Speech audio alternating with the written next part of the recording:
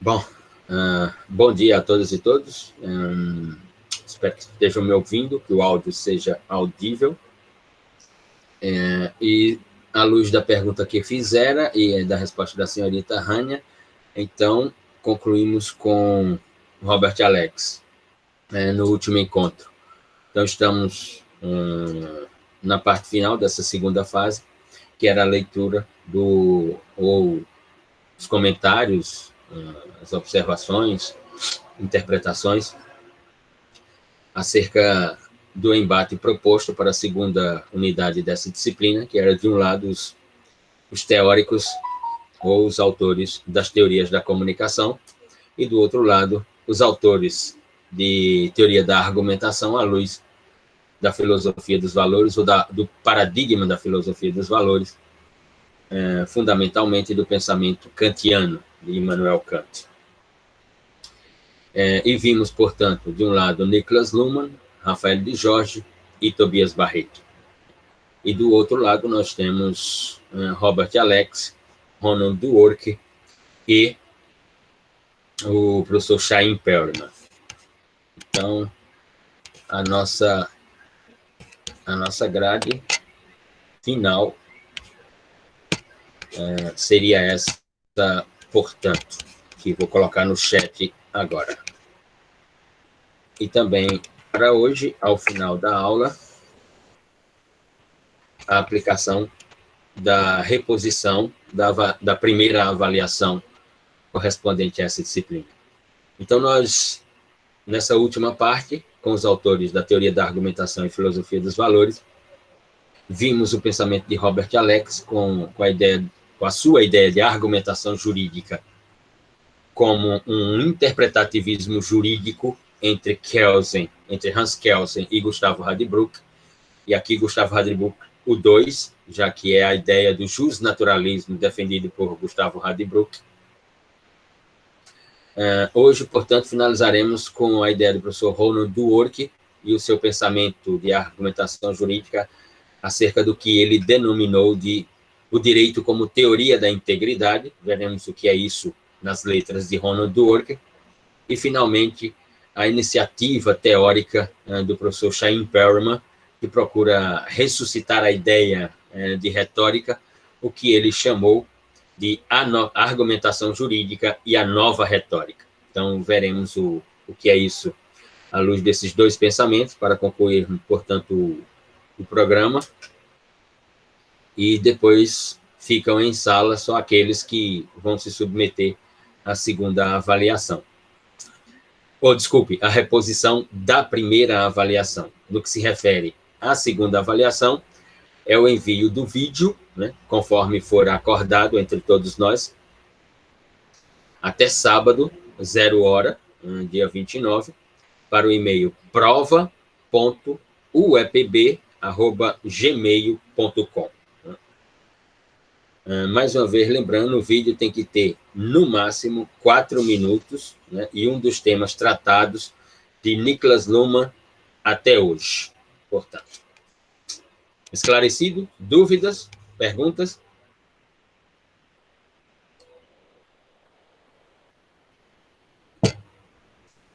Não, professor.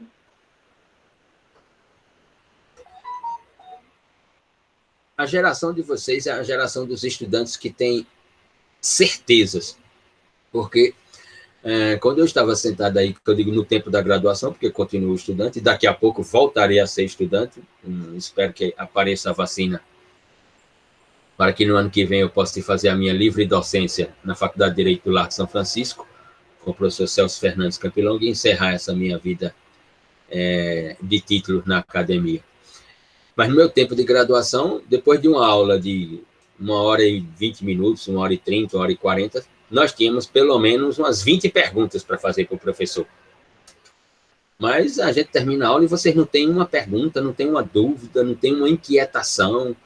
Para vocês parece tudo certo, tudo verdade, tudo no lugar, tudo organizado. Não é, mas a gente sempre pergunta quando surge dúvida. No meu tempo, eram muitas perguntas, e isso quando eu não passava no 11 de agosto para tomar uma primeiro, para depois ir para a aula. lá no Centro Acadêmico 11 de agosto. Saudades do 11 de agosto, no tempo de estudante. Era muito bom. Essa porra de vida séria não vale a pena. Bom é ser estudante. Muito bem. Então, já que finalizamos com o professor Robert Alex e o seu interpretativismo jurídico entre Hans Kelsen e Gustavo Radbruch II, como bem me referi, vamos para Ronald Dworkin e a sua teoria da argumentação, na qual ele sustenta a ideia de o direito como uma teoria da integridade. E esta palavra aqui, integridade, é que vai traduzir toda a ideia de Dworkin acerca do sentido e da função do direito na sociedade moderna. E, portanto, veremos com esse autor, é um dos mais relevantes da segunda metade do século XX, morreu recentemente, falecido recentemente, digo, alguns anos, estamos em 2021, Dworkin, penso que ele faleceu em 2019, se eu não me engano, alguma coisa assim, mas é bem recente o seu falecimento, um grande autor. Iniciou sua carreira como assessor de um juiz, iniciou não, mas era assessor de um juiz na Suprema Corte Americana, né? E na Universidade de Oxford, tínhamos um professor, podem pesquisar aí no Aristóteles americano, também conhecido como Google, um professor que, dentre tantos livros que escreveu, publicou uma obra chamada O Conceito de Direito. Eu me refiro ao professor Herbert Hart, da Universidade de Oxford, na Inglaterra. Herbert é H-E-B-E-R-T, Herbert, e Hart é H-A-R-T. Herbert Hart, O Conceito de Direito. Podem procurar aí no Google. E Hart falece, e a Universidade de Oxford lança um edital de publicação, concurso público, para a vaga, para a cadeira de Herbert Hart, lá em Oxford. E Ronald Dworkin se candidata nesse concurso e vence o concurso. Apenas um parênteses aqui, para que possam refletir acerca do direito. Para Hart, o direito era, digamos assim, um mecanismo de construção dogmática, mas era efetivamente o que os tribunais decidiam. O direito era, portanto, essencialmente o parecer do tribunal acerca das questões da sociedade que se tornavam conflituosas, digamos assim. E Hart coloca lá no seu conceito de direito uma passagem que ela é bem interessante para se refletir, que é o caso do pai e o filho. Filho pequeno acompanha o pai todos os domingos à igreja. E o pai, quando chega no domingo para a missa na igreja, está usando o chapéu.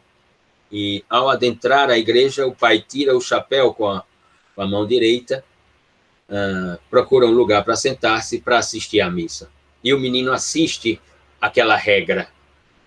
O pai, todo domingo, chega, tira o chapéu, entra, procura um lugar, senta e assiste à missa. Sai, coloca o chapéu. Para o menino, aquele é um sistema de regras. Para aquele garoto, aquela é a regra. Aquilo é o direito. Um dia o pai morre, o menino cresce e vai à igreja. E o menino tem um chapéu. Quando o menino chega na porta da igreja que vai entrar, o que ele tem na memória? A imagem do pai, ele acompanhando o pai, que entra na igreja, tira o chapéu com a mão direita e senta. O menino, então, ao chegar na porta da igreja, para tirar o chapéu, o menino percebe que ele é canhoto e não destro. E aí o menino pergunta a si mesmo: eu posso tirar o chapéu com a mão esquerda para entrar na igreja e me sentar? Estaria cumprindo a regra? Ou por tirar o chapéu com a mão esquerda, já que meu pai sempre tirava com a direita, eu estou infringindo a regra? Aí é que entra o papel dos tribunais para decidir se esse ato, se essa conduta, se esse comportamento seria uma ofensa à regra ou se seria apenas uma ratificação da mesma. Esse é o papel dos tribunais para Herbert Hart, decidir sobre as questões de incertezas na sociedade. Aquilo que Rafael de Jorge diz lá sobre a decisão judicial. A decisão judicial tem a função de construir certeza sobre aquilo que era incerto quando chegou ao direito. Enfim, é apenas uma sugestão. Quem tiver interesse de pesquisa pode ir aí no Google, colocar Herbert Hart, o conceito de direito, que você vai conseguir uma cópia do livro dele traduzido para o português de Portugal em PDF. É um livro interessante. Muito bem. Ronald Dworkin, portanto, americano, mas que vai parar na Universidade de Oxford, na Inglaterra, publica uma obra fundamentalmente relacionada à ideia da decisão judicial, porque para Dworkin, o direito é decisão judicial, ou seja, assim como Herbert Hart imaginava que o direito era aquilo que os tribunais decidiam, Dworkin, como ex-assessor de ministro da Suprema Corte Americana e depois sentado na cadeira de Hart, faz jus à tradição que segue. Muito bem. E aí, a proposta argumentativo-jurídica de Dworkin é o direito como a teoria da integridade. Essa palavra vai ser muito cara nas letras de Dworkin, portanto. Ele começa por dizer que direito é pensamento jurídico, ou seja, aquilo que no Brasil nós chamamos doutrina, e jurisprudência, o que os tribunais decidem. E o direito tem uma função, e a doutrina e a jurisprudência são mecanismos para a efetividade ou cumprimento dessa função do direito. Para Dworkin, para Ronald Dworkin, portanto, o direito tem a função de garantir um postulado de segurança ao extrato comunitário e social. Repito, para Ronald Dworkin, a função do direito é garantir um postulado de segurança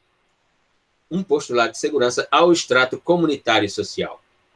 A comunidade é uma comunidade política. O direito é um direito jurídico-político, na ideia de Dworkin.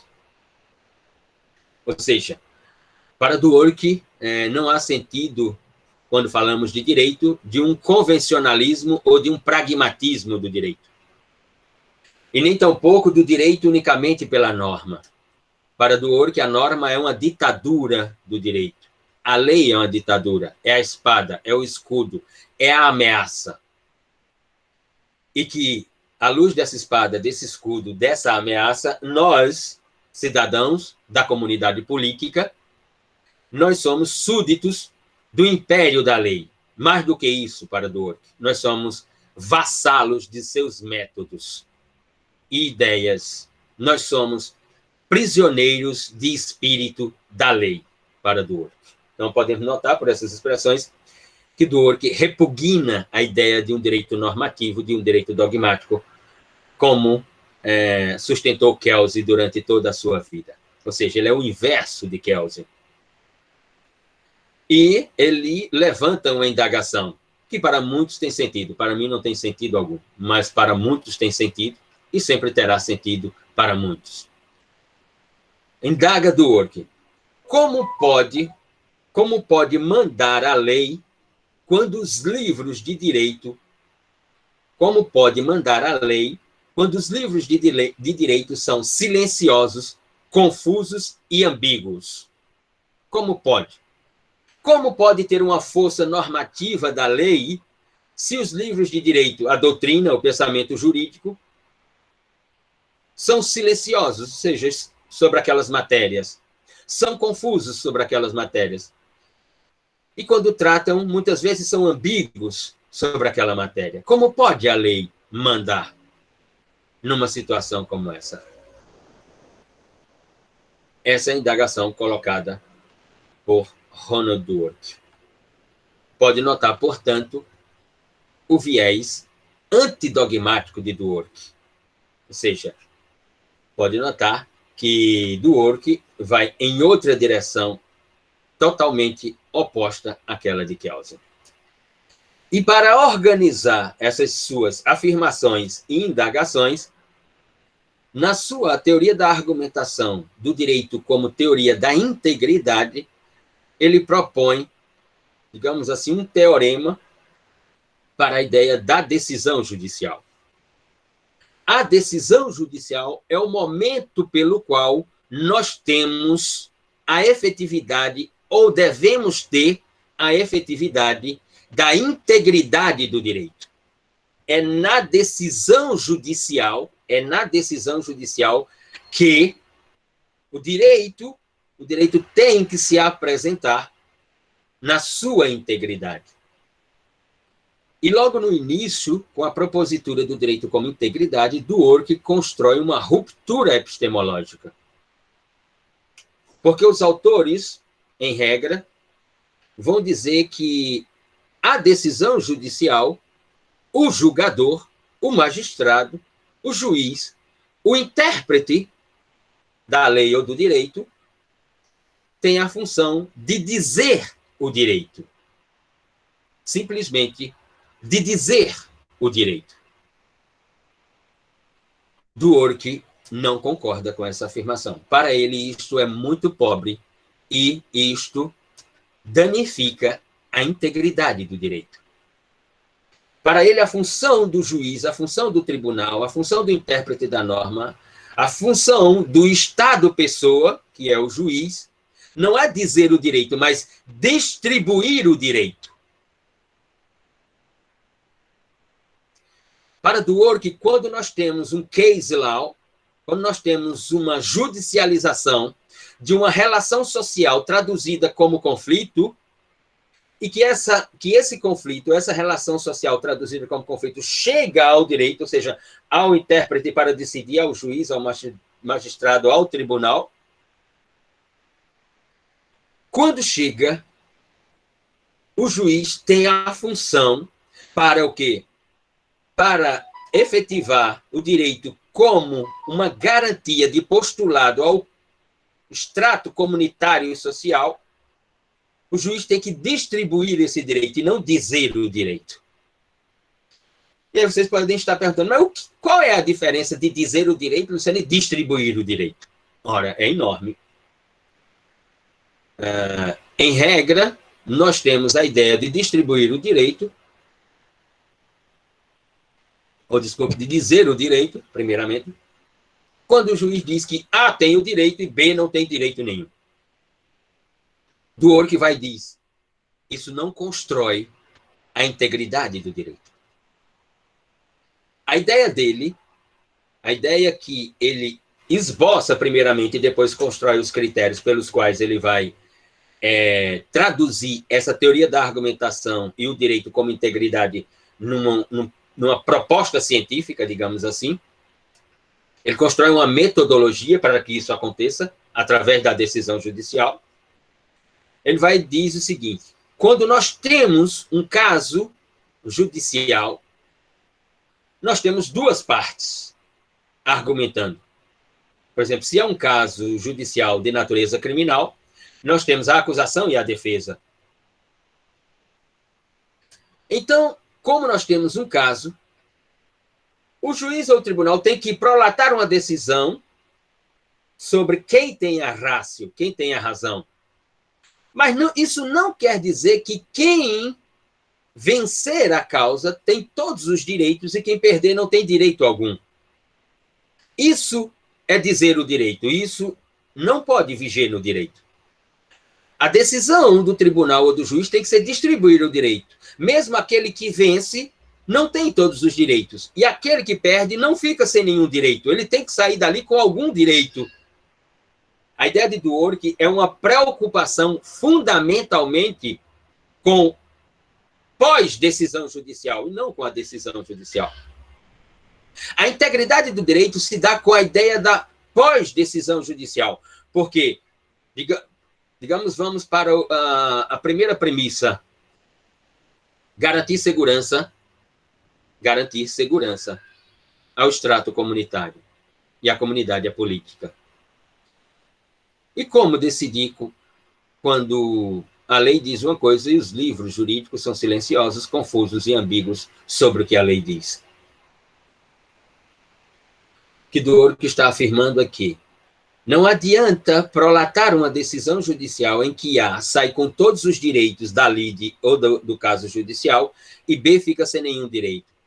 Porque B sairá dali revoltado e as suas relações sociais possivelmente serão cada vez mais conflituosas e cada vez mais os problemas chegarão ao judiciário para ele decidir sobre o direito.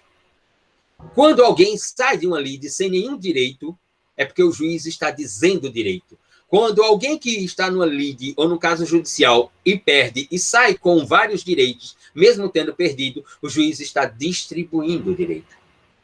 Passamos um exemplo aqui para pegarmos a teoria da integridade de Duort. Alguém que comete um homicídio. E o homicídio pode ter sido até qualificado, como, por exemplo, pode ter sido qualificado por um motivo torpe. Você mata uma pessoa por um motivo torpe ou por um motivo fútil. Como, por exemplo, você está no trânsito, né, e você saiu de casa muito estressado, está com uma série de problemas, né, e nesse país agora que quer que todo mundo ande armado, não sei o que e tal, e alguém lhe dá uma entrada no trânsito. Você desce do carro, começa a discutir com essa pessoa, e em nenhum momento você puxa a arma e dá 2 tiros nessa pessoa. O órgão de acusação vai interpretar se isso foi um motivo torpe ou um motivo fútil. Exato, motivos banais. E aí a pena, isso pode ser danoso para o próprio direito. Entendi. Como é que é, Luciano? Isso pode ser danoso para o próprio direito. A sociedade poderia se voltar contra o direito se houver essa perda total de A ou B. Sim, essa é a ideia de Dworkin. A pena para esse crime ela vai de 12 a 30 anos de reclusão, segundo o artigo 129, ou segundo o artigo 121, parágrafo 2º do Código Penal. O juiz que diz o direito como é, né, como é um juiz voltado para o cumprimento do direito só em dizer o direito e não distribuir o direito, como diz Dworkin, ele vai se pronunciar, provavelmente, pela aplicação máxima da pena, 30 anos. Para Dworkin, essa não é uma alternativa no direito. O juiz tem que distribuir o direito, ou seja, construir garantia de segurança para o extrato comunitário, aplicar a pena, e mostrar que a sociedade tem, como diz Rafael de Jorge, essa ilusão funcional chamada segurança, né? Porque matar alguém se mata desde Caim e Abel, do ponto de vista da civilização judaica, né? Então, você nota que isso é uma ilusão, mas nós estamos aqui na teoria de Dworkin. E aí, você garante a segurança para o extrato comunitário e social, porque você vai aplicar a pena. Mas não os 30 anos, você pode ponderar e mostrar para aquele sujeito ativo do delito, que agora é um apenado, agora um condenado por crime de homicídio, que não se precisa aplicar os 30 anos, e que você vai ali encontrar uma maneira de aplicar, por exemplo, 12 anos, 14 anos, 16 anos, mas não 30 anos de reclusão. Para Dworkin, aqui começa a integridade do direito, a distribuição do mesmo e não dizer o mesmo. Há uma diferença enorme. Por quê? Porque para Dworkin o direito é uma filosofia jurídico-política. O direito tem que se apropriar de uma filosofia, e aqui ele está no campo dos valores, ele está observando os valores que a sociedade constrói e os valores que uma pessoa também tem. Mas não desconsiderando que... Professor. Diga. No caso aí, o senhor está querendo dizer que, como por exemplo, o juiz ele não pode seguir apenas o que diz a lei, a norma. Por exemplo, aquela metodologia de interpretação da exegese. Exegese. Isso. Ele tem que fazer, então, a sua própria interpretação, né? Não seguir o que diz literalmente a norma. É isso? É o que Dworkin sustenta. O que ele sustenta é que, na hora de prolatar a sentença, o juiz tem que estar preocupado não com a prolação da sentença, mas com as consequências da prolação dessa sentença. Quais serão as consequências? Por exemplo, Uma pessoa que não tem nenhuma passagem pelo sistema de justiça criminal, uma pessoa que não tem antecedentes, uma pessoa que não tem, portanto, que chama vulgarmente na linguagem do direito, ficha corrida e tal, comete um crime. Por que eu vou ter que aplicar a pena máxima a essa pessoa, ainda mais quando a pena é privativa de liberdade, ou seja, reclusão, vai para uma penitenciária de segurança máxima. Na ideia de Dworkin, essa pessoa, quando voltar, ela voltará muito mais revoltada e, portanto, as suas relações sociais serão muito mais conflituosas e danosas à sociedade do que ter sido ponderado ali numa decisão judicial uma outra alternativa de uma pena menor. É nesse sentido que ele se refere. Porque ele interpreta o direito, tendo no direito, já que não é só a norma que é o direito, mas é fundamentalmente o que o tribunal decide ou o que o juiz decide, a ideia de que a filosofia do direito é uma filosofia jurídico-política. O labor judicante do juiz é um labor jurídico-político, e não puramente jurídico, como dizia Kelsen. É nesse sentido. E como é preciso construir uma integridade do direito, e o primeiro critério é reconhecer que, ao interno do direito, existe uma filosofia jurídico-política. Em seguida, ele propõe uma metodologia da interpretação da norma para que essa integridade seja efetivada. Ele diz, quando chegarmos na interpretação da norma com o caso concreto, é preciso construir uma interpretação em 3 fases. Pré-interpretação, interpretação e pós-interpretação. A pré-interpretação é o que diz a lei para Dworkin. Ou seja, é o que está descrito na norma, é a pré-interpretação. A interpretação, diga, Rainara. Não, eu ia falar que, por exemplo, sempre, nesse caso que Carol falou também, sempre sempre que um juiz tiver uma decisão judicial que se autoconstrua para a inclusão social, se não infringir a Constituição ou algum outro tratado internacional, vai ser o lado certo, a linha de pensamento a seguir, né? Para ele. Para o Dworkin. Sim. Na teoria dele. Então ele diz, na hora da interpretação da norma, é preciso construir uma metodologia dessa interpretação. Uma pré, uma interpretação e uma pós. A pré é observar a norma.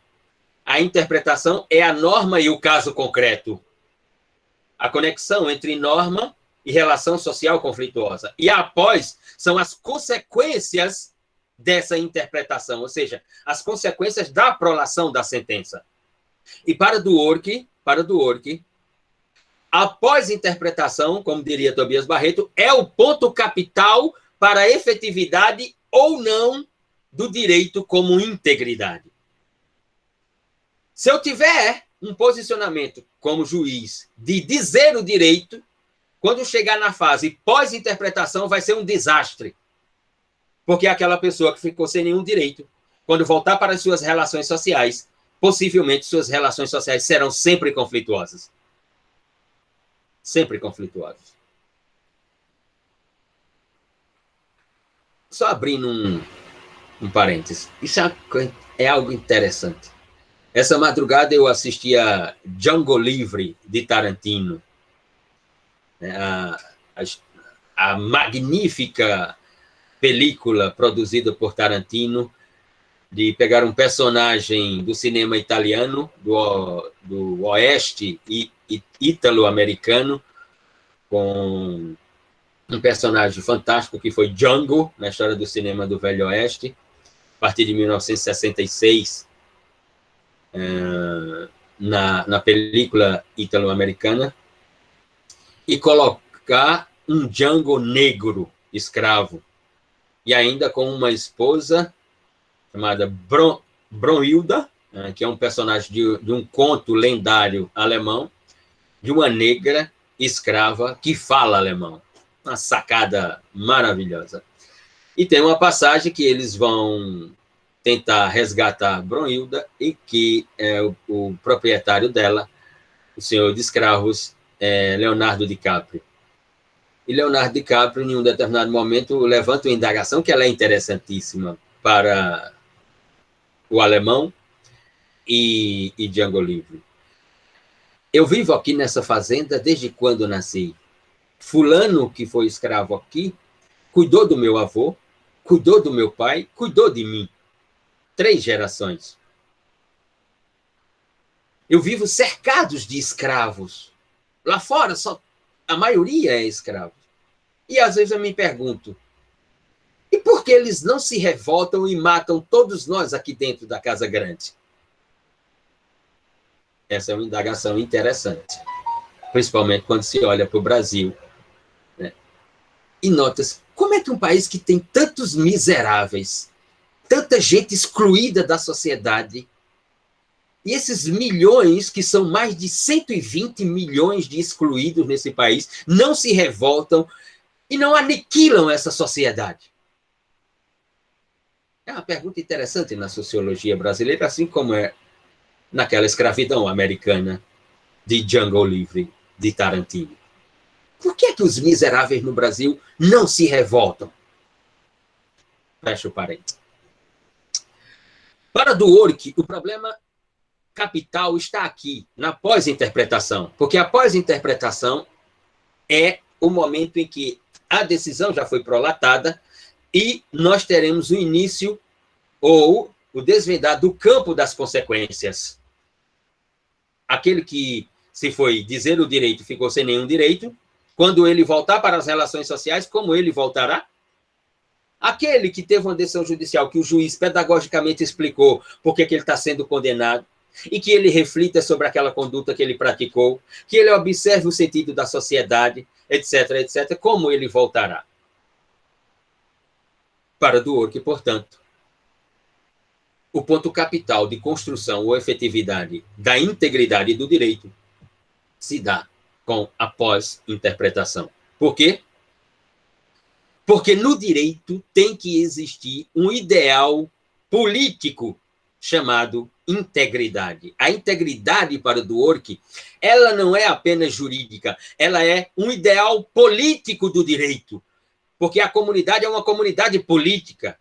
O extrato social é um extrato político, e essa é a sua grande preocupação. Uma preocupação político-jurídica e não apenas jurídica, vai dizer Dworkin. Por quê? Porque ele diz que essas interpretações pré-interpretação e pós é a luz da norma com o caso judicial. Só que a interpretação acerca da norma é uma interpretação artística, ou deve ser uma interpretação artística, ou seja, é identificar qual o alcance da norma, para não poder levar a norma aonde ela não deveria estar e manter a norma num lugar que é insuficiente para a mesma. Essa tem que ser a grande preocupação do juiz. E ele só dará efetividade, evitando um desastre nessas duas preocupações, se ele tiver um pensamento político-jurídico, e não apenas jurídico. E para concluir, portanto, vai dizer Dworkin, a função do direito, ou dos juízes, ou dos tribunais, é não apenas garantir a segurança do status comunitário e social. É isso, sem dúvida alguma. E para que isso aconteça, a função dos juízes, ou dos tribunais, ou do direito, é se autoefetivar como uma teoria da integridade. O que é essa teoria da integridade, então? Da integridade da sociedade. O direito, ao ser distribuído, se torna uma teoria da integridade porque ele também está garantindo a integridade da sociedade, na ideia de que nós teremos menos conflitos à luz de decisões como essa de distribuir o direito e não dizer o direito. Quanto mais decisões que distribuem o direito, na ideia de Dworkin, possivelmente menos relações sociais conflituosas chegarão ao direito, porque as pessoas que retornarem à sociedade para as suas relações sociais não traduzirão essas relações com tamanha conflituosidade, digamos assim. Essa é, portanto, a ideia do americano Ronald Dworkin. No seu pensamento de teoria da argumentação, né, o direito como integridade. Perguntas? Dúvidas?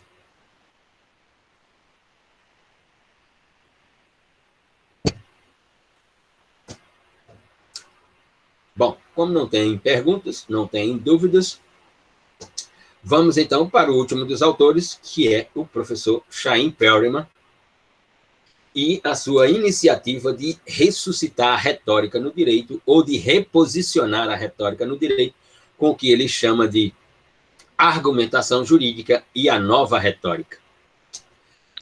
Lembrando Professor, que... Diga. Luciano, teve uma pergunta no chat, eu acho que o senhor não viu. Ah, tá. E o juiz pode praticar injustiças, e principalmente as injustiças políticas em nome dessa integridade? O que é injustiça? O que é que você chama de injustiça, Luciano? O que seriam essas práticas injustas? O que seriam essas injustiças?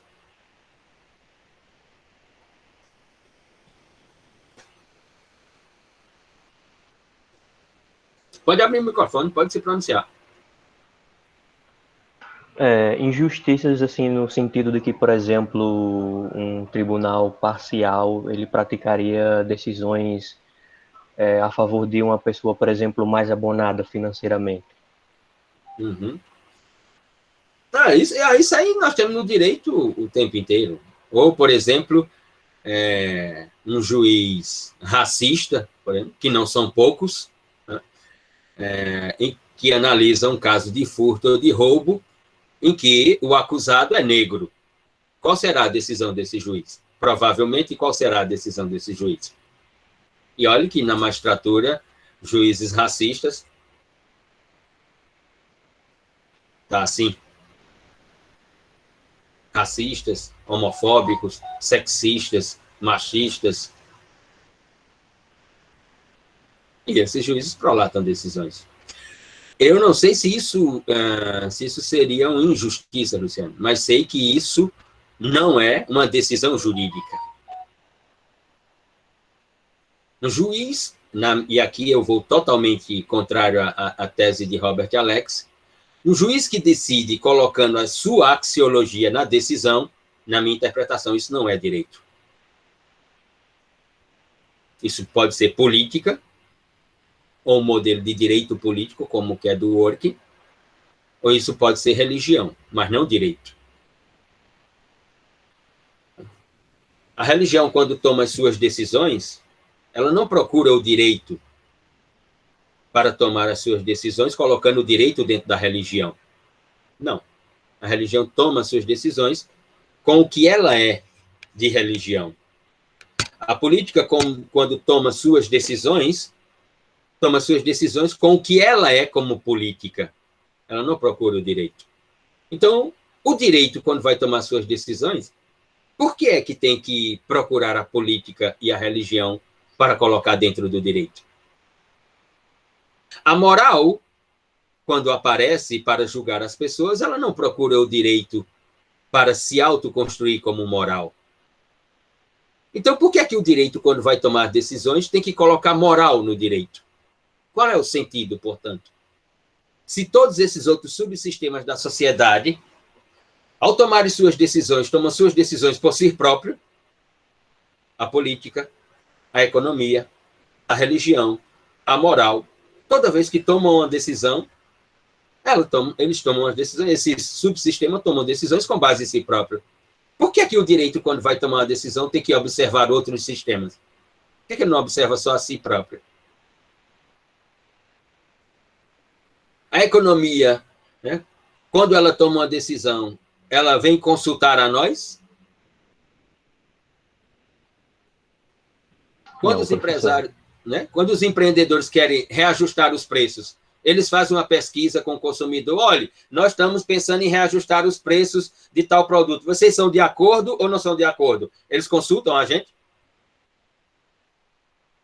Ou eles tomam a decisão, reajustam os preços e a gente... Então, por que é que o direito tem que ficar consultando a moral, a religião, a economia, a política para tomar uma decisão que vai ser jurídica? Se a prolação da sentença é uma prolação jurídica, ela tem que ser com base no direito e não em outro fenômeno. Essa é uma posição. Muito bem. Professor, então, para Dworkin, deve haver tipo um equilíbrio da lei e com as consequências no meio social? Para Dworkin deve haver, para ele, a estrutura do direito é político-jurídica e não só jurídica. Deve haver política no direito na hora da prolação da sentença. Para construir essa distribuição do direito, que é a integridade, a tradução da integridade desse sistema jurídico, é preciso colocar política. É preciso o que os constitucionalistas chamam de ponderar. Né? Mas o que é ponderar? Qual é o conceito científico de ponderar? Qual é a definição científica de ponderar?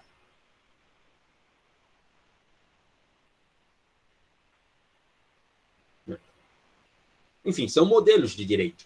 São vários os modelos. O dele é político-jurídico. Que nós veremos agora um outro modelo totalmente diferente. Bem diferente. Uma outra proposta do que é o direito. Diz Chaim Perelman, com seu trabalho A Argumentação Jurídica como Nova Retórica. Lembrando que a retórica do latim, né, a retórica do latim é a arte ou a técnica de bem falar. Ou seja, a retórica é a arte ou a técnica de organizar ideias e transformá-la em linguagem. É a arte ou a técnica de bem falar. Isso é a retórica. Não tem nada a ver com verdades ou mentiras. Tem a ver com construção linguística. De falar bem ou de bem falar e, portanto, persuadir. É nesse sentido. Ou seja, para Chaim Perelman, diz ele, abre aspas, quando se fala de retórica, fala-se da arte de usar uma linguagem para comunicar de forma eficaz e persuasiva os objetivos que pretende. Repito, para Chaim Perelman, quando se fala de retórica, abre aspas, quando se fala de retórica, fala-se, portanto, da arte de usar uma linguagem para comunicar de forma eficaz e persuasiva os objetivos que pretende. Fecha aspas. Essa seria, portanto, né, a definição de retórica de Chaim Perelman. Para Perelman, tudo se inicia por uma afirmação contundente. A ideia de que na teoria da argumentação está sempre um objetivo de interesse, qual seja, e é o único, persuadir o julgador a prolatar a decisão que lhe interessa. Esse é o único objetivo que se tem na argumentação jurídica. Como se vai construir isso? A retórica é um instrumento insubstituível para Perelman. A decisão judicial, que é a tradução de uma argumentação persuasiva, e essa argumentação persuasiva é retórica, a decisão judicial também é pura retórica. Mas isso é o direito para Perelman. E ele faz uma afirmação contundente. Contundente. Que é uma provocação interessante. Diz Perelman, e penso que todos nós devemos refletir sobre essa afirmação de Chaim Perelman.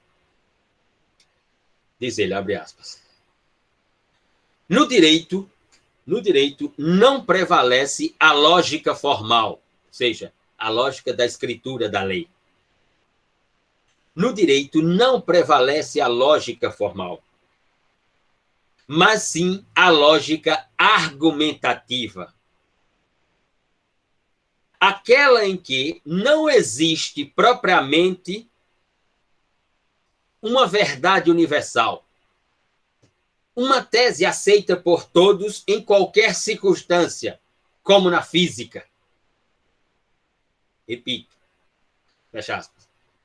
Para Perelman, não prevalece no direito uma argumentação à luz da escritura da lei. Porque no direito não existe uma verdade universal que é aceita por todos em qualquer circunstância, como na física.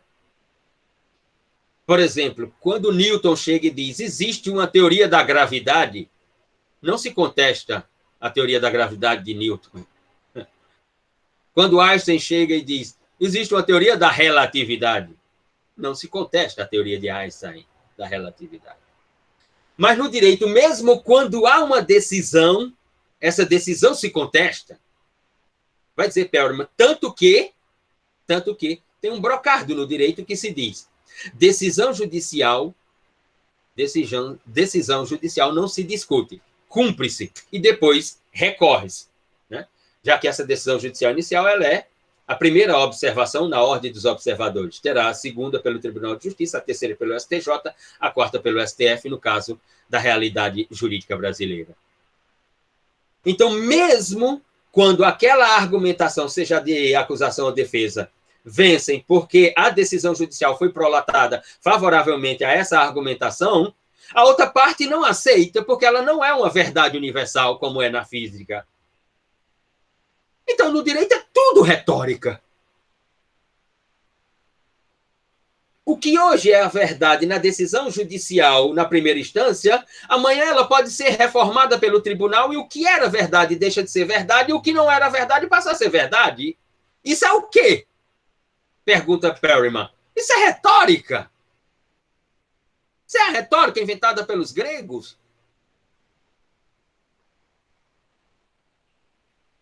Aí ele propõe a nova retórica. Um teorema de como construir essa retórica. Ele diz, a decisão judicial está no campo imaterial do direito, no campo processual do direito. Significa dizer, e essa é uma afirmação, diz Perelman, significa dizer que no campo processual, a prolação da sentença ou a decisão judicial não trabalha com o reconhecimento de verdade formal, não trabalha com o reconhecimento de verdade real, mas sim com o reconhecimento de verdades argumentativas, puramente retóricas. Pegue, por exemplo, a instituição do tribunal do júri. Mesmo não sendo uma decisão do magistrado, mas do conselho de sentença. Mas é uma decisão que tem soberania de veredito.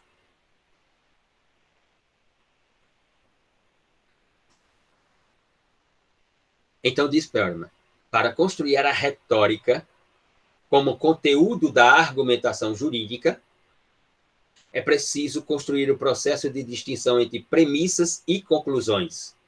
Aqui está o seu teorema. A retórica será construída como conteúdo da argumentação jurídica entre premissas e conclusões. E aí ele constrói o teorema e diz, por 4 critérios. O primeiro deles, quando se tratar de um caso simples,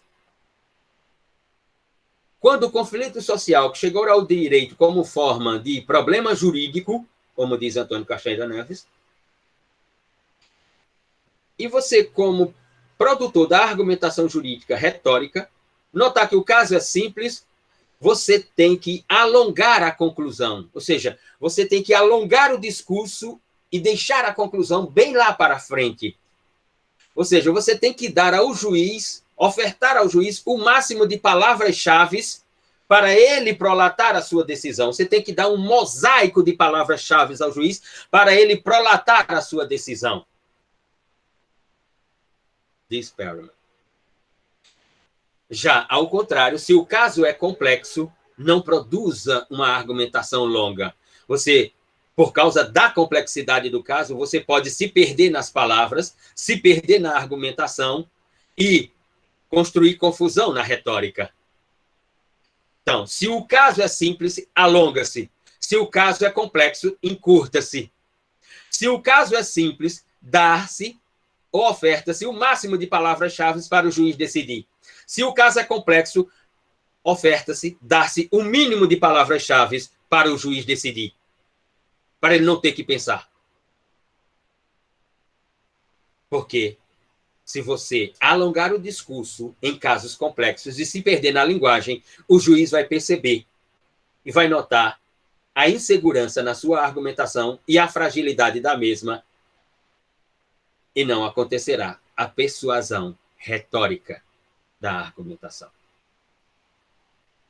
Com esses dois critérios, eu construo o terceiro, concreteza e concisão. Se eu souber trabalhar os dois critérios, a minha argumentação ela será uma argumentação concreta do ponto de vista da retórica e concisa para a decisão judicial. Por quê?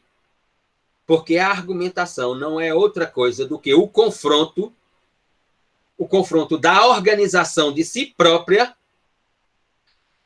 com a produção de uma linguagem conectiva com a decisão judicial. E aqui é o último dos critérios. Se a argumentação jurídica é um confronto de si própria, se é um confronto de si própria, aqui, se é um confronto de si própria, com a ideia de uma linguagem conectiva com a decisão judicial, obviamente que essa argumentação jurídica ela é uma produção linguística interdisciplinar, vai dizer Perelman. Ou seja, eu estou reunindo uma série de linguagens dentro da linguagem jurídica.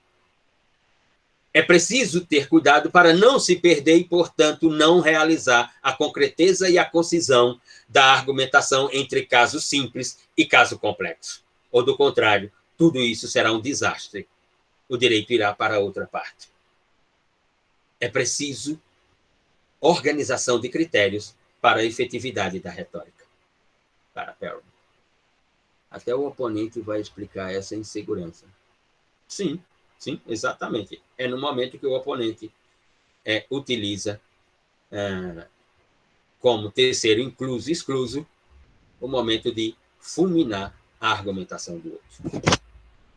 Bem, essa foi, portanto, uma pobre síntese do pensamento de Chaim Perelman. E eu mandei um texto lá para vocês sobre Perelman, outro sobre Dworkin, né, sobre a teoria da integridade, e lá no texto está, assim, bem detalhado a sua proposta de argumentação jurídica.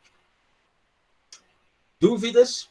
Dúvidas com relação à segunda avaliação? Dúvida com relação aos conteúdos? Alguma inquietação, alguma dúvida, alguma indagação? O professor falou que o vídeo vai ser exclusivamente sobre os temas abordados por Niklas. Tá certo? Não, de Niklas Luhmann para cá. Ah, certo, então. Todos os conteúdos. De quando nós começamos o capítulo 8 de Niklas Luhmann até aqui, ou seja, capítulo 8 com Luhmann, a aula sobre de Jorge e Karl Lawrence, sobre Tobias Barreto, sobre Robert Alex, sobre Ronald Dworkin e sobre Chaim Perelman. O senhor tinha colocado que era o prazo para entrega seria para o dia 28. Aí teve outro dia que o senhor colocou para o dia 29. Não, foi só um equívoco. É sábado, 0 hora. Pronto, só isso mesmo. Só isso. Sábado, 0 hora. Foi só um equívoco. Dúvidas? Ô, professor, então, a gente pode fazer o vídeo sobre um autor específico ou tem que fazer de todos da teoria da comunicação? Ou Não. Tem que fazer sobre algum conteúdo, de Luhmann para cá. Tudo bem, então. Obrigado. Marcela, no caso, escolhemos uma dessas aulas e falamos sobre as teorias no vídeo. Exato. Sobre as aulas, sobre o texto de Luhmann lá, sobre os 2 textos que eu enviei, se quiserem, enfim. Exatamente. Professor, no caso dos filmes, tem que fazer relação com os autores? Não tem que fazer relação com a pergunta que eu coloquei, com a descrição que eu coloquei. Tá certo. No caso do filme Green Book, assistir o filme e construir um discurso sobre o que é sociedade e direito naquele filme. Né? E no Spear, é sobre verdade e direito. Assistir o filme e me diga, construa um discurso, qual foi a verdade construída pelo direito naquele filme? E no outro, qual a ideia que esse filme trata sobre sociedade e direito? nesse sentido, para quem escolher os filmes. Muito bem. Se não há dúvidas, mas se não há indagações, então, quem não for fazer a reposição, pode deixar a sala, está liberado, e quem for fazer, fica para iniciarmos. Tchau, Boa professor. tarde, professor. Até mais. Tchau, professor. Tchau, professor. Uhum.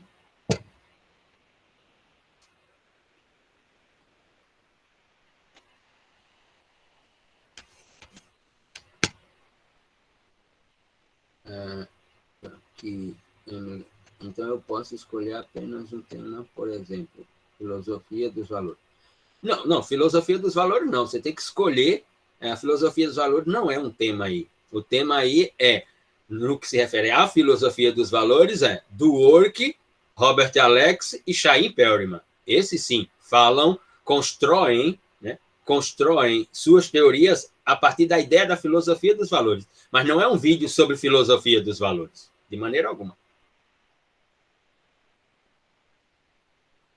A aula de hoje, senhorita, vai estar disponível só na segunda-feira, que é os dias que eu posto as aulas, por causa dos compromissos que eu tenho até a sexta. Então, aí na segunda de manhã, geralmente coloco as aulas, porque hoje à noite tenho aula, amanhã tenho atividade do NUPOD e uma outra atividade acadêmica, na sexta-feira tenho aula e também começa as aulas em um dos mestrados e doutorado que eu leciono.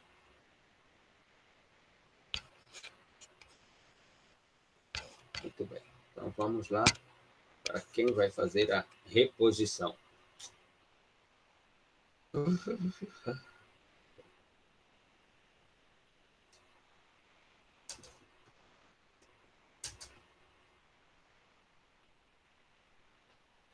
Professor, eu tenho um recado da Certo. colega Camille. Ela mandou teve- um e-mail, eu respondi hoje pela manhã, com cópia para a Uhum. coordenação, para que a coordenação fique ciente do caso dela e a tá questão certo. fique institucional. Então, todos que estão aqui vão fazer prova, não, né? Porque eu sei, Edna fez a prova. Rania fez a prova, não fez, Rania? Ou não? Rainara? Bom, eu vou fazer. É. Que eu não fiz a prova. As outras pessoas que não vão fazer, podem deixar a sala.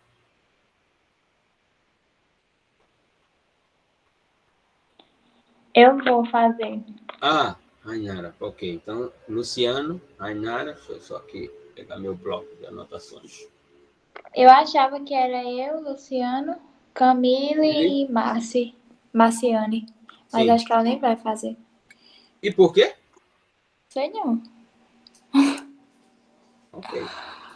Então, vamos lá. Deixa eu só anotar aqui.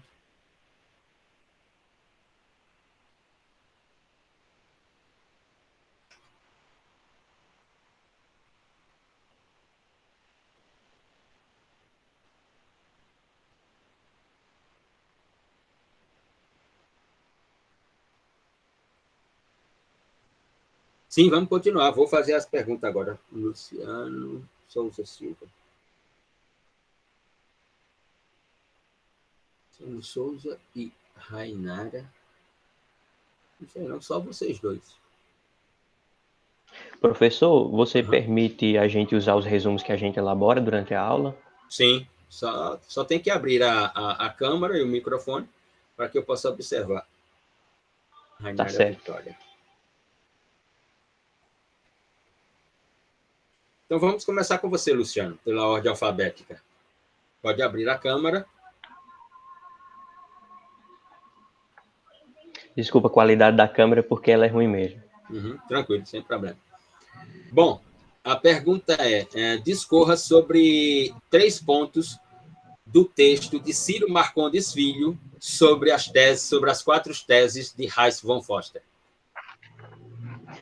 Certo. Deixa eu só pegar minhas anotações. Bom, 3, né? Bom, ele vai falar sobre um start biológico, sobre que causa um comando no cérebro, né? Que ele vai dizer isso, esse start biológico vai sempre vir de uma argumentação onde vai gerar isso e ele vai responder. Então, é falando basicamente da biologia do pensar, né? De Hans von Foster. A gente vai ter uma tese do construtivismo, né? Do ponto de vista epistemológico, né? Ele se apoia na teoria da diferenciação de Spencer-Brown e encontra em Humberto Muratana um forte respaldo teórico, sabe? Através Humberto de um Maturana. conceito... Humberto Maturana. Eu sempre erro esse nome. Um conceito de autopoiese, né? Autopoiese. Bom, vai ter a ideia de comunicação também para ele, tá? Ele vai trabalhar com a comunicação incluída numa questão de ética. Para ele, somente o ato comunicativo poderia tornar cada homem próximo de outro homem, ou seja, sem a comunicação fica praticamente inexistente esse ato de encontro entre os indivíduos. E vai ser a formação como terceiro, né, que é criada e fabricada, produzida quando há uma decisão tomada. Num sistema onde as ordens são perfeitamente obedecidas, né, numa máquina trivial, entre aspas. A formação e o sinal são a mesma coisa. Já quando alguém não se comporta como deveria, mas como ele ou ela mesmo esteja criando com isso um novo clima, né? A tomada de decisão, a informação. Ou seja, uma máquina que não seja trivial, entre aspas.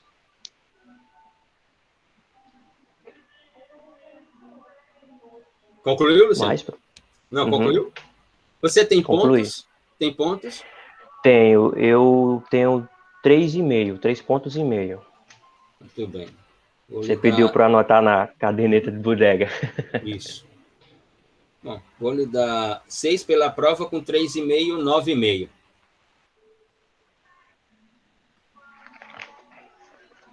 Sua nota é 9,5. Muito bem. Rainara? Oi. Ai, podemos? Meu Deus do céu. Né? Pronto. Construa um discurso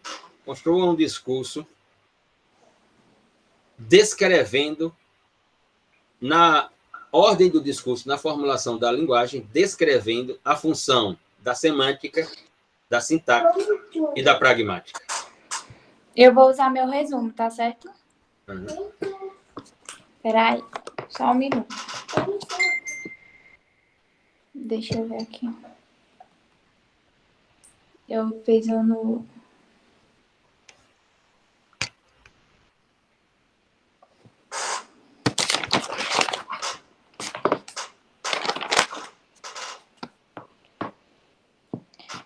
Eu coloquei aqui que a semântica seria aquela estrutura que vai dar sentido à linguagem do direito. Então, sem a semântica, a gente não consegue interpretar o que seria significante e o que seria significado. E que eu coloquei aqui como se fossem duas correntes, os naturalistas e os convencionalistas. Uma das condições para que esse sentido pudesse ser alcançado para os naturalistas seria a produção de som, o som, que seria importante nessa produção linguística, e já para os convencionalistas nem tanto. Aí eu coloquei aqui, deixa eu tentar explicar, que eu estou muito nervosa. Relaxa. Estou tentando, peraí. Fique calma que está tudo em ordem, está tudo na normalidade. Sim, peraí. Então, na semântica, eu destaquei aqui duas estruturas. A primeira estrutura seria a produção legislativa, aquela normativa, a dogmática em si, e a segunda seria a decisional, que seria a decisão jurídica, a decisão judicial, ou seja, a aprovação de uma decisão.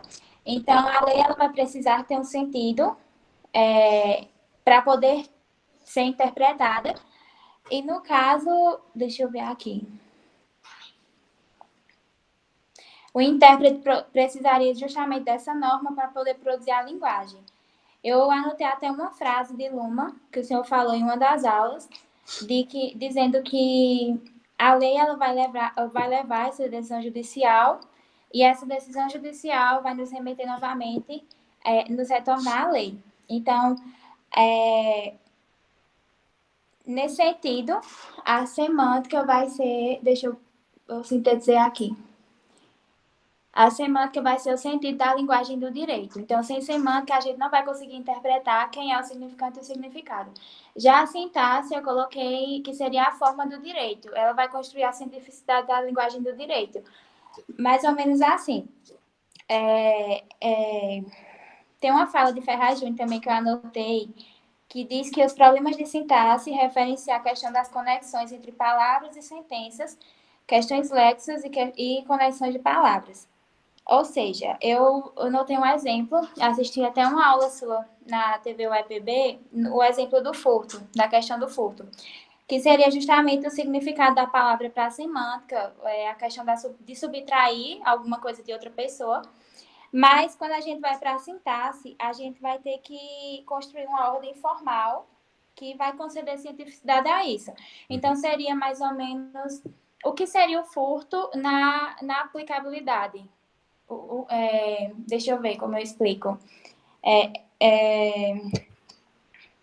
Eu não sei se eu posso dizer a consequência daquilo ali.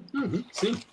Já anotei também algumas frases de Kelsen sobre a questão da validez de uma norma, quando ele diz que é necessário que exista uma pedagogia jurídica para que aquela norma possa ser considerada válida, e também a questão de ser instituída por uma autoridade competente. No caso, se eu instituir uma norma, eu não vou estar...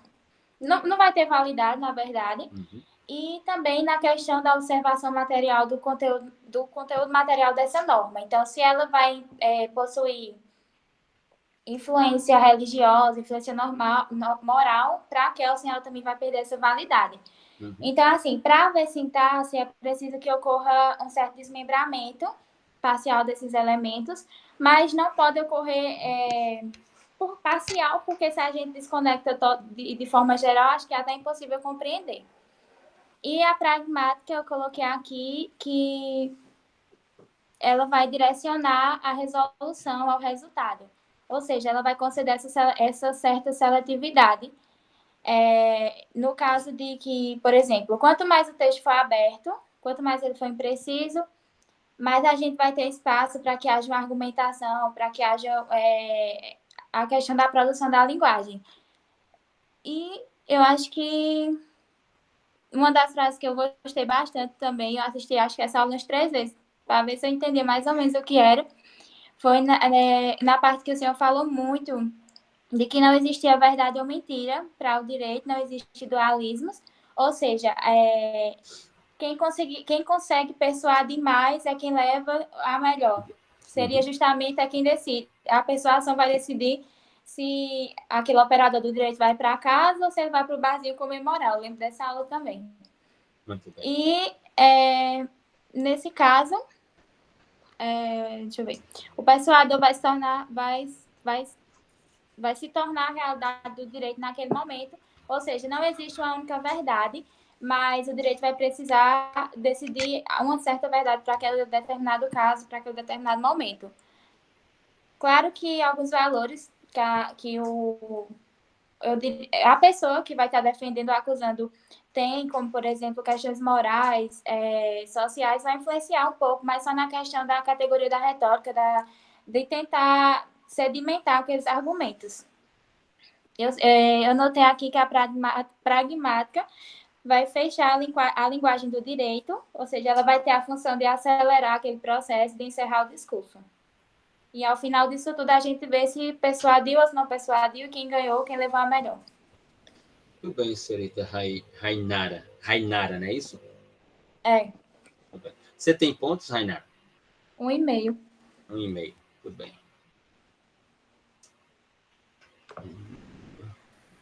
Professor, Sim? desculpa interromper, boa tarde a todos. Eu acredito que agora esteja sendo realizada a avaliação, a reposição, né, na verdade, com os alunos que solicitaram. Sim. Eu não estava conseguindo entrar por problema de conexão, mas eu acho que ainda está em andamento e eu estou à sua disposição, tá bom? Ok. Obrigado. Rainara, minha cara, é o seguinte, o seu discurso, eu daria 20 pontos para o seu discurso se você tivesse tudo isso aí na cabeça. O que vou falar aqui é para o futuro. O discurso que construiu, elemento constitutivo por elemento constitutivo da linguagem, tranquilo. Mas isso tem que estar na sua cabeça, isso não pode estar num livro apenas. Porque, a partir de hoje, quando se encerrar isso aqui, dificilmente você vai voltar a ler sobre isso. E se você não vai voltar a ler sobre isso, se isso não estiver na sua cabeça, então não adiantou de nada. Porque lá na frente, numa situação profissional de exercício da função, seguramente vai se exigir de você esse conhecimento. E se ele não estiver na sua cabeça, você não vai poder consultar. Ou seja, numa audiência, você como advogada ou como membro do Ministério Público, né, na audiência você não vai poder abrir o livro para dizer assim, não, essa é uma questão semântica, porque a tradução da semântica é a construção do sentido da linguagem, é a construção da magia, do encanto da linguagem. Não, você tem que ter tudo isso aqui. Então, é a dica que eu lhe dou.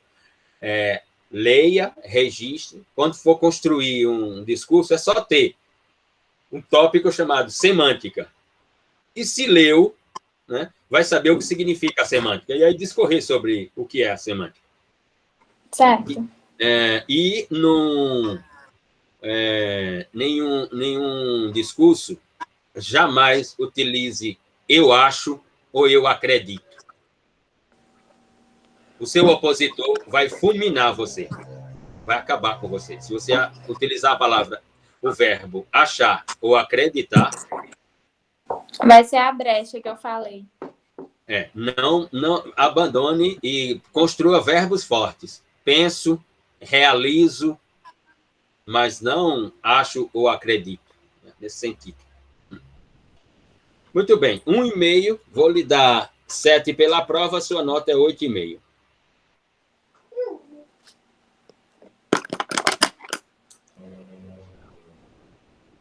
Próximo é Guilherme Feitosa. Sim, professor, eu não vou poder ligar a câmera porque estou com um probleminha aqui. Não. Na resolução, a câmera tem que estar aberta e o microfone aberto, Guilherme. Está na resolução. E, aliás, a resolução diz: problemas técnicos é responsabilidade do estudante, não do professor. Não do professor. Sem câmera aberta, não tem prova. Deixa eu ver aqui se eu consigo. Só um minuto, professor. Só falta eu? Só. Só um momento.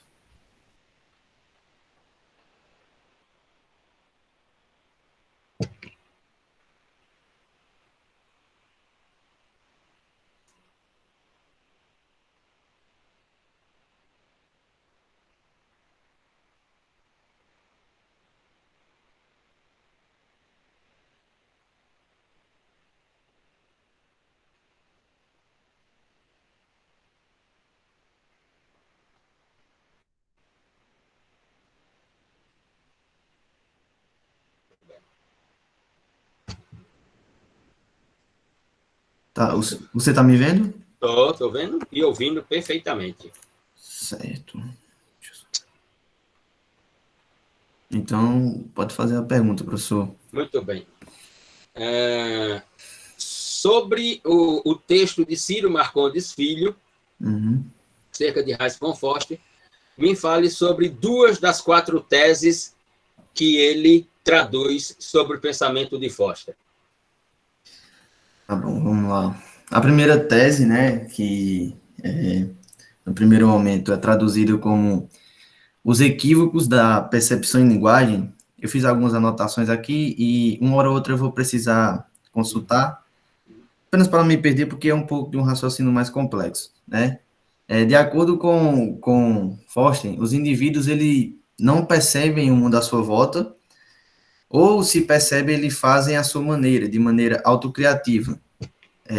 Para compreender esse fato, ele volta, Foster, as atenções dos seus estudos no processo de percepção.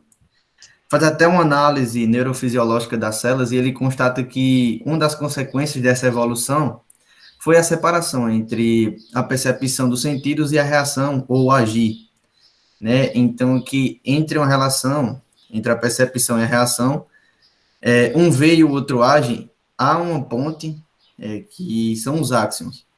Outro ponto que chama também atenção é a presença das células internunciais, né? Que são as células que são situadas entre as partes sensoriais ou partes motoras e que elas reagem a atividades ou impulsos elétricos desses áxions. Esse fato ele é relevante porque pois as células elas são capazes de viabilizar comportamentos não triviais, né? Como resultado... Guilherme, isso que você está lendo é uma anotação sua? Sim. Você pode virar para eu ver? Deixa eu ver aqui.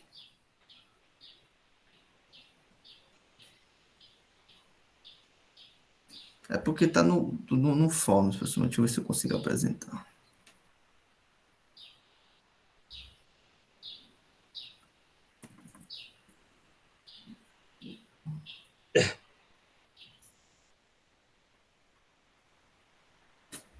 Deixa eu apresentar a tela.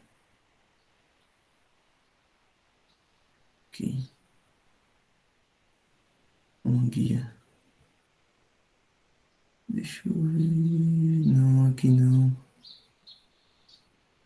Só um momento, eu vou ter que abrir aqui. Tá no Google.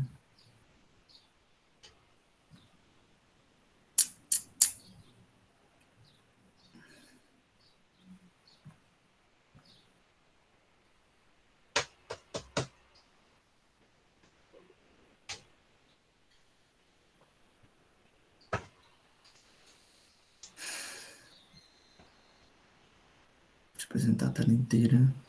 Pronto. Deixa eu ver aqui.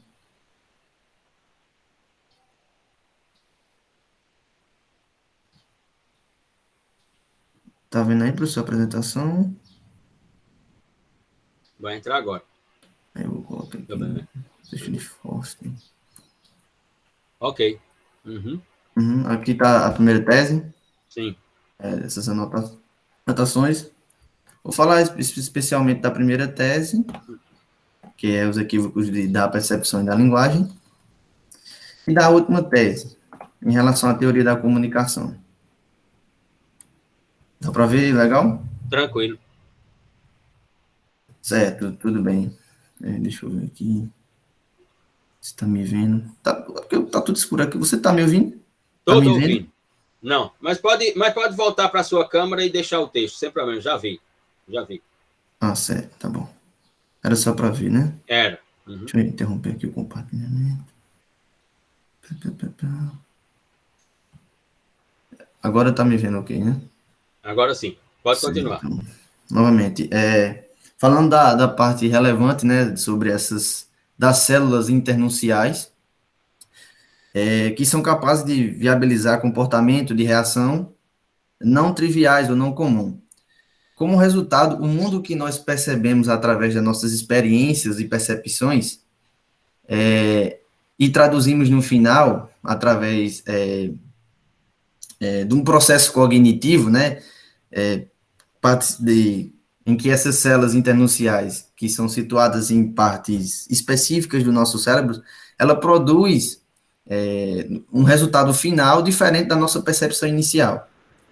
Portanto, há de se levar em conta também que há vários pontos cegos nesse processo, que ele cita aqui a escotomia, né, que são algumas lesões causadas em pontos específicos do cérebro, que pode acarretar na perda do campo visual, ou prejudicar, né? Mas esse processo, ele fala que acontece de forma tão sutil, que a sensação passada para o indivíduo, né, na verdade, é a perda dos movimentos, as perdas das ações. Então, em outras palavras, a escotomia causa no indivíduo um descompasso entre a percepção dos sentidos e a reação. Daí vem a célebre frase aqui, do Forster, né, que o observador apenas não vê, ele não vê que não vê. Ou seja, ele não percebe, né, que, na verdade, há esse ponto cego. Em relação aos equívocos da linguagem, né, que a gente falou só da percepção, outro ponto importante que pode ser mencionado é que a gente não deve confundir informação com sinal. O primeiro, a informação, ela tem natureza não trivial, enquanto já que os sinais, sim. Para Forster, a informação é apenas aquilo que foi talhado pelo nosso sistema cognitivo.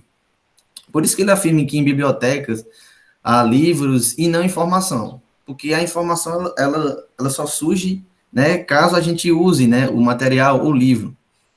Como resultado, a informação ela não é trivial, uma vez que a sua manifestação ela está condicionada à utilização do nosso sistema cognitivo, afastando o indivíduo do vício do raciocínio. A outra tese que eu escolhi é a quarta, que foi pontuada por Ciro Marcondes, é em relação à teoria da comunicação. Forster ele observa que está alinhada com a mesma lógica do conceito da informação, que é talhada pelo sistema cognitivo. Se a informação é apenas aquilo que foi talhado pelo nosso sistema cognitivo, a comunicação também ela deve ser vista como um produto da linguagem conotativa, que é um resultado de um processo de interação entre alguns organismos internos. Como resultado, a comunicação ela não é outra coisa se não for a interação recursiva que gera alguns comportamentos próprios, que ao olhar de um terceiro, ela se manifesta por um tipo de linguagem, seja por uma palavra, um signo ou algum símbolo. Uhum. Consequentemente, as interações que satisfaçam essas condições, elas podem ser compreendidas como comunicação, desde que tenha o olhar de um terceiro, né? A teoria de comunicação de Forster, ela não aceita o compartilhamento. Então, tem um barulho externo, não sei se está atrapalhando. Dá para ouvir, professor? Sem problema, tranquilo. Certo. A teoria da comunicação de Forster, ela não aceita a ideia de compartilhamento. Porque não é possível você compartilhar as atividades do sistema nervoso com outro organismo. Então, o sistema, ele precisa de memória para tirar suas conclusões indutivas e produzir sua própria visão do mundo. O texto, eu realmente tive uma dificuldade, porque o texto é bem complexo. Eu não tô ouvindo você, não. Desculpa. Você tem pontos? Tenho 2 pontos, foram atribuídos ao vídeo. Pronto. Então, professor, eu tive uma grande dificuldade nesse Sem texto, problema. que é um pouco complexo e envolve questões de outras ciências, né? Uhum. Vou lhe dar 6 pela prova, com 2 que você tem, 8. Estou totalmente satisfeito. Obrigado, Certíssimo. professor. Bom final de dia para você. Eu que agradeço. Desculpa por qualquer... Não. Sem desculpa. Não precisa. Obrigado. Até mais. Até mais.